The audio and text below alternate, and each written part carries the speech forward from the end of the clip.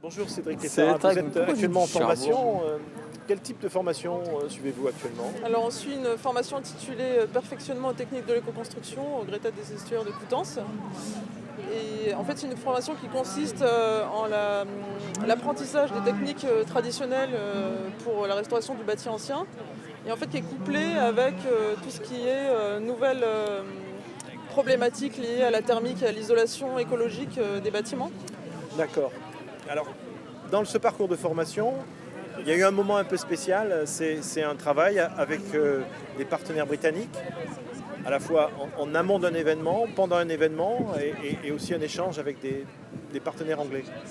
Est-ce que vous nous expliquez comment s'est organisée cette partie de votre parcours? Alors en fait, c'est un événement, on a eu accès à un cahier des charges au démarrage de la formation. On a pu travailler dessus pendant 3 mois. Donc l'idée c'était de construire un bâtiment pour une association anglaise avec des matériaux locaux et naturels et puis leur apporter en fait nos connaissances sur tout ce qui est éco-construction à la française en fait. Voilà. Donc nous ça nous a permis en fait d'utiliser les techniques qu'on avait appris au cours de la formation sur un projet concret. Et donc on a pu mettre en œuvre un bâtiment en bottes de paille porteuse avec un peu de maçonnerie pierre, voilà, une toiture en bardeau de châtaignier, etc. D'accord. Donc vous avez élaboré le projet il y a quelques mois. Vous êtes venu à Hastings et vous avez échangé avec d'autres partenaires qui, avec le même cahier des charges, avaient eux aussi produit des projets en quelque sorte. Voilà, tout à fait. Alors, comment vous avez vécu ce moment-là de partage avec d'autres projets? On a trouvé ça sympa parce que c'est pas tout seul qu'on fait quelque chose, quoi. C'est toujours à plusieurs.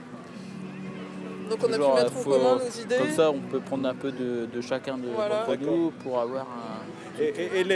Est-ce que les projets étaient vraiment très différents ou vous avez perçu des éléments communs? Il y a des petits éléments qui se ressemblaient, mais c'était quand même différent quand même.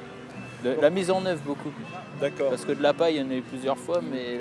Alors, il y avait des gens qui avaient proposé des projets qui étaient d'horizons très très divers. Il y avait des jeunes qui venaient d'un centre social, il y avait des jeunes, des adultes en formation d'un élan, vous qui êtes déjà dans un projet de qualification, qui êtes avancé dans votre projet professionnel, puisque le projet professionnel il est abouti.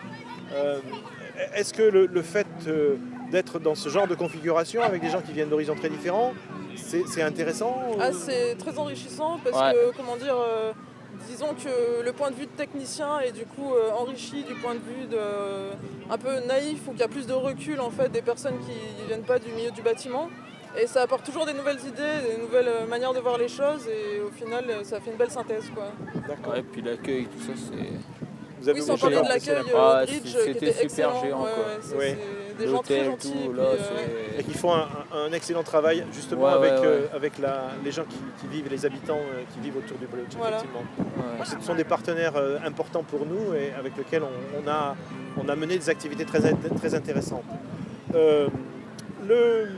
L'événement d'aujourd'hui, c'est un événement un petit peu particulier. Qu'est-ce que vous en avez pensé? Comment vous l'avez vécu? Nous on trouve ça intéressant parce qu'en France on ne connaît pas d'événements similaires en fait, c'est-à-dire dans un grand jardin public au cœur d'une ville on va avoir un événement hyper participatif avec tous les enfants et les habitants du coin sur la thématique en fait de l'éco-construction, quoi.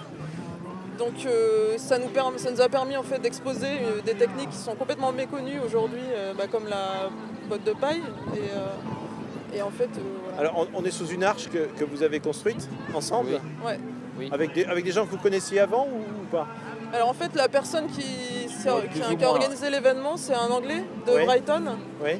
Et donc en une matinée on a pu en fait apprendre avec lui très simplement les techniques de base pour séparer les bottes de paille, pour remonter la voûte, etc. Même sans comprendre l'anglais. Même sans comprendre l'anglais. Parce que moi je comprends pas un mot d'anglais et avec les gestes et tout ça, j'ai tout compris de ce qu'il expliquait. Voilà.